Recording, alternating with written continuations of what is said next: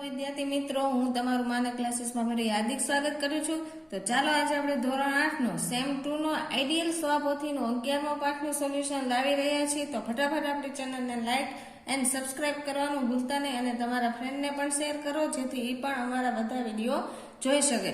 તો ફટાફટ આપણે પાઠનું સોલ્યુશન કરીએ. તો એની પહેલા એકવાર પાઠનું નામ જાણી લઈએ. શું છે તો કે પાઠ 11 ઉત્તમે આપ્યા ઉત્તર, અને એનો પ્રકાર શું છે? વિજ્ઞાન કથા છે. અને એને શું છે, એ કોને બનાવેલું? તો સંકલિત છે. હવે એના વિકલ્પ જોઈ તો કે ઉત્તમે આપ્યા ઉત્તર પાઠનો પ્રકાર કયો છે? તો કે વિજ્ઞાન કથા. પત્રકાર પરિષદ કોણ સંબોધિત કરવાના હતા?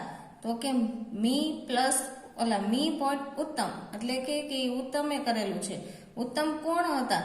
તો કે યંત્ર માનવ. ઓપરેશન કરતા રોબોટને ક્યાં દર્શાવવામાં આવ્યો છે? મોટા પડદા પર. રોબોટ કયા કયા કાર્યો કરી શકે છે? તો કે આપેલ તમામ, એટલે બધા MCQ એમાં આવશે.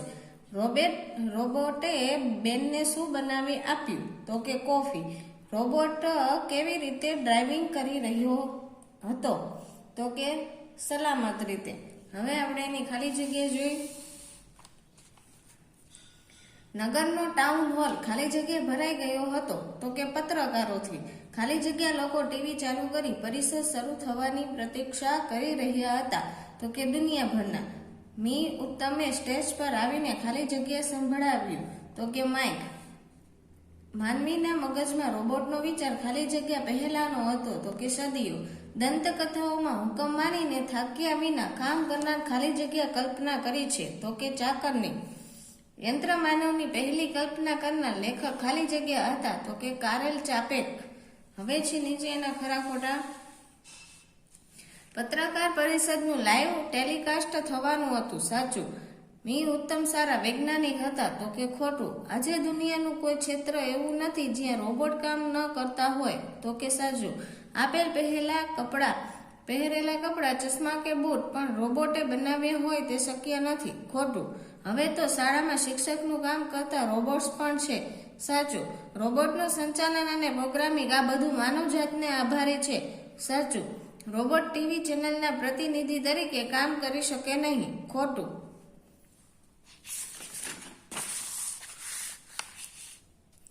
હવે પ્રશ્ન નંબર 4 જોઈ તો કે કોણ બોલે છે એ આપણે કહેવાનું છે. તો કે આપણે તાળીઓના ગડગડાટથી એમનું સ્વાગત કરીએ. તો કે ઉદ્ઘોષ. પછી હવે તમે મને પ્રશ્ન પૂછી શકો છો. તો કે મી ઉત્તમ આ યંત્ર માનવ બનાવવાનો વિચાર સૌ પ્રથમ ક્યારે આવ્યો? તો કે પત્રકાર બોલતો હતો. આમ તો માનવીના મગજમાં રોબોટનો વિચાર સદીઓ પહેલાનો છે. કે મી ઉત્તમ બોલે છે. ઓપરેશન કરતા રોબોટને તમે આ સક્રિય પણ જોઈ શકો છો. એ પણ એ જ બોલે છે. અહીં ઉત્તમ. શરૂઆતમાં રોબોટ માત્ર કેટલાક સરળ કામ જ કરી શકતા હતા. તો કે મી ઉત્તમ. રસોડામાં રોબોટ કઈ રીતે ઉપયોગી થઈ શકે છે? તો કે એક બહેન બોલે છે. હવે નીચે વાર્તાના ઘટનાક્રમ આપેલા છે. તે વાર્તાને આપણે યોગ્ય ઘટનાક્રમ પ્રમાણે ગોઠવવાનો છે, જે મેં ગોઠવી જ આપેલા છે અને તમે જોઈ શકો છો. હવે નીચે આપણે એક એક વાક્યના પ્રશ્ન જવાબ જોઈ. પહેલું છે પત્રકાર પરિષદનું લાઈવ ટેલિકાસ્ટ કરવા કોણ આવ્યું હતું? તો કે વિવિધ ચેનલના પ્રતિનિધિઓ આવ્યા હતા. ઉદ્ઘોષ કે કોના સ્વાગતની વાત કરી? તો કે મી ઉત્તમના. મી ઉત્તમના મતે કઈ વાત રોબોટ જગત માટે મહત્વની થવાની છે?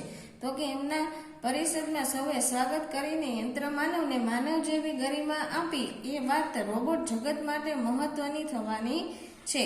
કઈ સિસ્ટમનો ઉપયોગ કરી ઉત્તમ જેવા રોબોટનું સર્જન કરવામાં આવ્યું છે? તો કે કોમ્પ્યુટરાઇઝ્ડ ન્યુમેરિકલ કંટ્રોલ સિસ્ટમનો ઉપયોગ કરી ઉત્તમ જેવા રોબોટનું સર્જન કરવામાં આવ્યું છે. હવે છે 5મો પ્રશ્ન. ઓપરેશનની કામગીરીમાં હાલ રોબોટ કઈ રીતે કામ કરે છે? તો કે ઓપરેશનની કામગીરીમાં હાલ રોબોટ કાબેલ સહાયક તરીકે કામ કરે છે.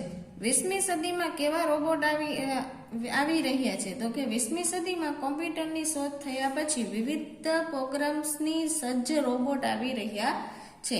હવે નીચે ટૂંકમાં ઉત્તર આપેલા છે. પહેલું છે પત્રકાર પરિષદ કઈ રીતે ખાસ હતી? તો કે પત્રકાર પરિષદ ખાસ હતી કારણ કે તેમાં ઉત્તમ સંબોધિત કરવાના હતા, જે એક યંત્ર માનવ હતા જેનું લાઈવ ટેલિકાસ્ટ થવાનું હતું. તેથી દુનિયાભરના લોકો ટીવી પર આ પરિષદ જોવા માટે રાહ જોઈ રહ્યા હતા. હવે બીજો પ્રશ્ન છે, રોબોટ વિશે તમે શું જાણો છો? તો કે રોબોટ એક યંત્ર માનવ છે જેનું સર્જન માનવીએ ટેકનોલોજીની મદદથી કર્યું છે, જે વિવિધ ક્ષેત્રોમાં અનેક રીતે ઉપયોગી નીવડે છે અને જેનું સંચાલન કોમ્પ્યુટરની મદદથી કરવામાં આવે છે. ભવિષ્યના રોબોટ કેવા હશે? તો કે ભવિષ્યના રોબોટ આર્ટિફિશિયલ ઇન્ટેલિજન્સ થી સજ્જ હશે. તે લગભગ બધા જ કામ કરી શકશે, દરેક ક્ષેત્રમાં તેઓ કામ કરશે અને મનુષ્યનું જીવન સરળ અને આનંદદાયી બનાવશે. રોબોટ સી રીતે કામ કરતા હશે? તો કે રોબોટ વિવિધ પ્રોગ્રામ્સની સજ્જ હોય છે અને આર્ટિફિશિયલ ઇન્ટેલિજન્સ AI નો ઉપયોગ કરી તેઓ કારખાનામાં કામ કરે છે અને પેથોલોજી લેબમાં લોહીનું પરીક્ષણ કરે છે અને વાહન વ્યવહારનું સંચાલન પણ કરે છે. રોબોટને કારણે માનવ જીવનમાં શું બદલાવ આવ્યો છે અને આવશે? રોબોટને કારણે માનવ જીવન વધુ સગવડ ભર્યું બન્યું છે. આજે રોબોટ કપડાં, ચશ્મા, બૂટ પહેરે, ચીજો બનાવે છે, તેઓ ઓપરેશન પણ કરી શકે છે અને રસોડામાં પણ ઉપયોગી છે. ભવિષ્યમાં રોબોટ એકલા જ ઓપરેશન કરી શકશે અને શિક્ષક તરીકે પણ કામ કરી શકશે. હવે નીચે તમને પ્રશ્નના ઉત્તર મોટા આપેલા છે, તેમાંથી તમે જોઈને પણ વાંચી શકો છો અને લખી પણ શકો છો.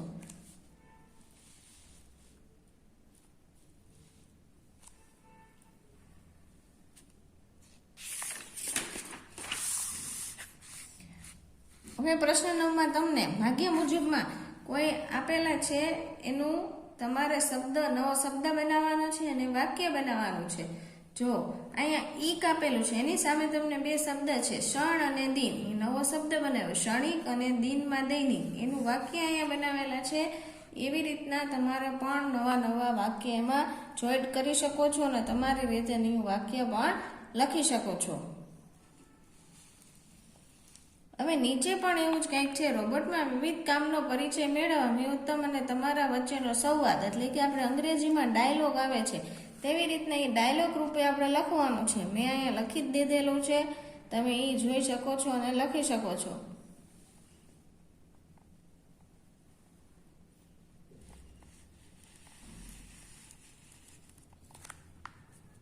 હવે પ્રશ્ન નંબર 3માં, જો તમારે મી ઉત્તમનું ઇન્ટરવ્યુ લેવાનું હોય તો તમે કેવા પ્રશ્નો પૂછશો? 5-7 પ્રશ્નો અહીંયા લખવાના છે, તે પણ મેં અહીંયા દર્શાવેલા છે.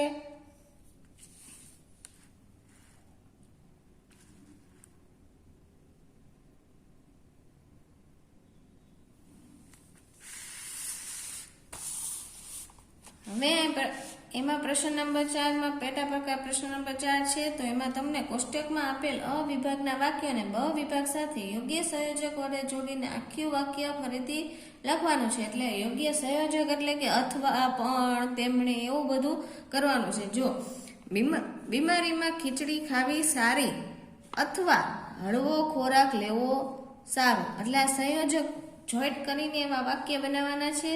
તો એ અહીંયા બનાવેલા છે, તમે એમાંથી જોઈને લખી શકો છો.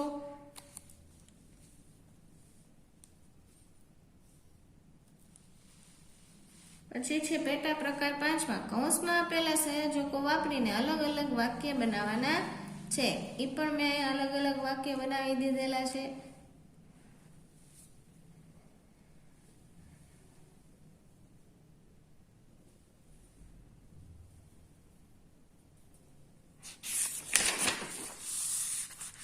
પાછળ તમને પેટા પ્રકાર પ્રશ્ન 6માં તમને વાક્યો વાંચો અને બે વાક્ય જોડી ઉદાહરણ અનુસાર એક વાક્ય બનાવવાનું છે. હવે જો અહીં પ્રશ્નમાં આપેલું છે, હું શાળામાં ગયો, સાહેબ રજા ઉપર હોવાથી મળ્યા નહીં. તો નીચે વાક્ય બનાવેલું, હું શાળામાં ગયો પણ સાહેબ રજા ઉપર હોવાથી મળ્યા નહીં. એટલે કે અહીંયા સંયોજક રૂપે કોઈ અર્થ એમાં શબ્દ લખવાનો છે, અથવા, તેથી, કારણ કે, એવી રીતના. નીચે પ્રશ્ન નંબર 7માં ખાલી જગ્યા પણ આપેલી છે, તેમાં પણ એવું જ છે. જો સંયોજક રૂપે ઉત્તમ રોબોટ હતો, ખાલી જગ્યા પણ પ્રશ્નોના સરસ જવાબ આપ્યા, પણ પોતાની પ્રજાનો સમર્પણ ભાવ જોયો તેથી રાણાએ ખૂબ સંતોષ થયો. એક સાયકલ તો જોઈને ચલાવી હતી, છતાં પૈડું માનતું ન હતું. મહિલાઓ ખેડૂતની વારે ચડી ખાલી જગ્યા દુશ્મનોને ભગાડી દીધા અને છોકરાનો જવાબ સાચો હતો. ખાલી જગ્યા મિત્રના કહેવાથી જવાબ સુધાર્યો, પણ એણે વારંવાર દાખલો ગણી ખાતરી કરી ખાલી જગ્યા પોતાના જવાબ સાચો છે કે ટપાલીનો અવાજ સાંભળ્યો. ખાલી જગ્યા સક્રી પટલાણી બહાર આવી એટલે થાળીમાં કારેલાની વાનગીઓ જોઈ ખાલી જગ્યા ગોપાલદાસને ક્રમમાં આવી ગયા. તો કે અને હવે છે સમાનાર્થી શબ્દ.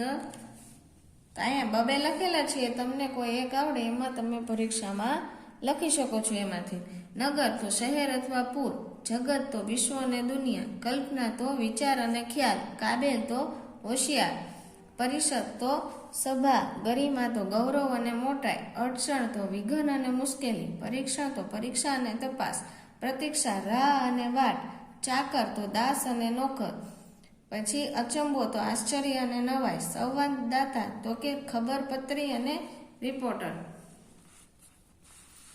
હવે નીચે વિરુદ્ધાર્થી શબ્દ છે.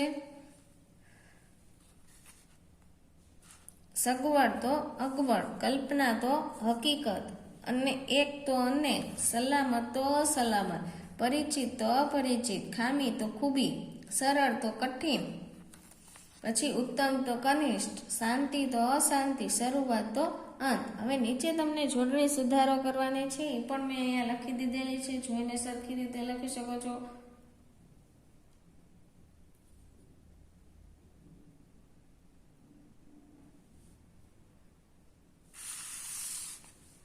આ બાજુ પ્રશ્ન નંબર 13 કક્કાવારી શબ્દ ક્રોસ ક્રમમાં ગોઠવવાનો છે.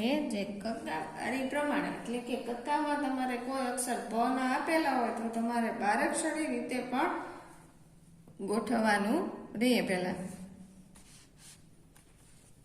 પછી પ્રશ્ન નંબર 14 ધ્વનિઓ છૂટી પાડવાની છે, એટલે કે આપણી બારાક્ષરીમાં જે આવતા હોય તે રીતે. આ ટ છે તો એને આવી રીતના, પ્લસ કાનો છે એટલે આ કહેવાય, પ્લસ ઊનું ઉચ્ચ, પછી નની કાંઈ નથી એટલે એને અ લખવાનો ખાલી. હ છે તો હ કાનો માતા રે એટલે ઓ કહેવાય, તો અહીંયા ઓ લખવાનું, પ્લસ લ. એવી રીતના ધ્વનિ છૂટી પાડવાની છે.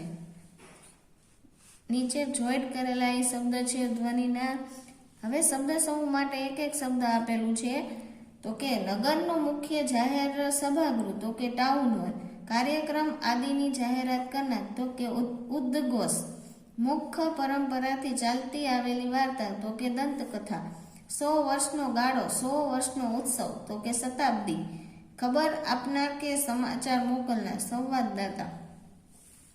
હવે નીચે તમને વાર્તા આપેલી છે દેડકા અને મગરની, ઉપર પોઈન્ટ પણ આપેલા છે. એવી રીતના એક્ઝામમાં તમને આ મુદ્દા આપેલા હશે, એના ઉપરથી તમારે વાર્તા લખવાની રહેશે.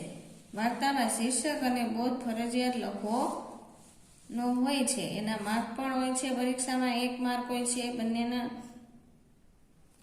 જેથી સરખી રીતે પાકું કરી લેવું. ચાલો આ વિડીયોને આપણે અહીંયા વિરામ આપશું. તો ફટાફટ આપણી ચેનલને શેર કરો જેમ બને તેમ વધારે, અને તમે પણ લાઈક એન્ડ સબસ્ક્રાઈબ કરવાનું ભૂલતા નહીં.